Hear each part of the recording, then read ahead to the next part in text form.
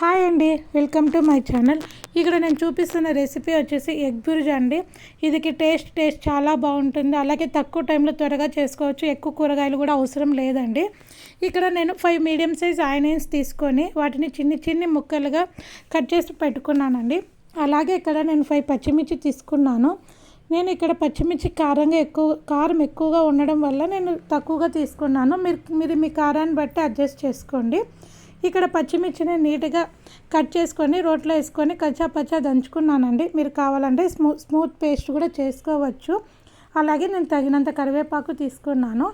Stove పై కడాయి పెట్టి 2 table spoon oil వేసి oil వేడి అయిన తర్వాత 1 టేబుల్ స్పూన్ నేను జీలకర్ర అండ్ ఆవాలు మిక్స్ చేసుకున్నది వేసానండి. ఈ ఆవాలు కొంచెం చిటపటలాడిన తర్వాత ఆల్రెడీ మనం చాప్ చేసి పెట్టుకున్న ఆనియన్స్ వేయాలండి. ఇక్కడ మనకి ఆనియన్స్ ఏం బ్రౌన్ కలర్లో అంత ఫ్రై అవ్వాల్సిన అవసరం లేదండి. సో మనకి కొంచెం ఆయిల్ కూడా తక్కువగానే పడుతుంది. ఇక్కడ నేను ఇవి త్వరగా మగ్గడం కోసమని సాల్ట్ యాడ్ చేశాను. మనకి ఇవి మగ్గేలోపు నేను ఇలా బ్లెండింగ్ అనేది ఫస్ట్ టైం చేస్తున్నానండి. ఇది నేను డీమార్ట్లో తీసుకున్నాను. నాకు అరౌండ్ 60 రూపీస్ పడింది. ఇది బ్యాటరీతో పనిచేస్తుందండి. సెల్స్లో చేంజ్ చేసుకుంటూ ఉండాలి అయిపోయినప్పుడల్లా. సో మీరు కావాలంటే ఎవరన్నా తీసుకోండి. అలాగే నేను 4 ఎగ్స్ తీసుకొని వాటిని ఒక కడాయిలో వేసి పెట్టుకున్నానండి.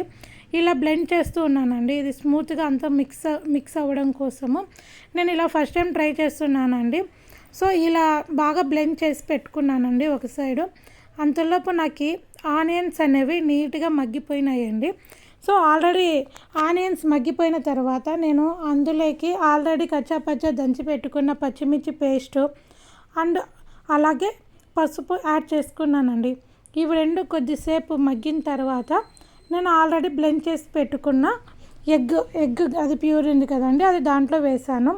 వేసిన వెంటనే మనం దాన్ని మిక్స్ చేయకూడదండి. మిక్స్ చేసినామంటే అది చిన్ని పీసెస్గా మరీ పేస్ట్ లాగా అయిపోతుంది. అలా కాకుండా కొద్దిసేపు మనకి ఇప్పుడు ఆమ్లెట్లు ఏ విధంగా వేసుకుంటున్నామో అలా వచ్చిన తర్వాత నిదానంగా మిక్స్ చేయడం వల్ల మనకి తినేటప్పుడు ఆ ఎగ్ అనేది కొంచెం మనకి నోట్లో ఫ్లేవర్ తెలుస్తూ ఉంటుంది.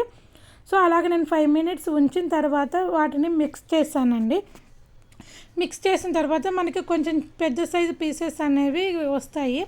అలా చేయడం వల్ల మనకి తినేటప్పుడు బాగుంటుందండి. సో అలా అయిన తర్వాత అంత లో ఫ్లేమ్లో పెట్టేసి మనకి గోల్డెన్ కలర్ ఇక్కడ మనం చూపిస్తున్నట్టు గోల్డెన్ కలర్ వచ్చే వరకు మనం రోస్ట్ చేసుకోవాలండి.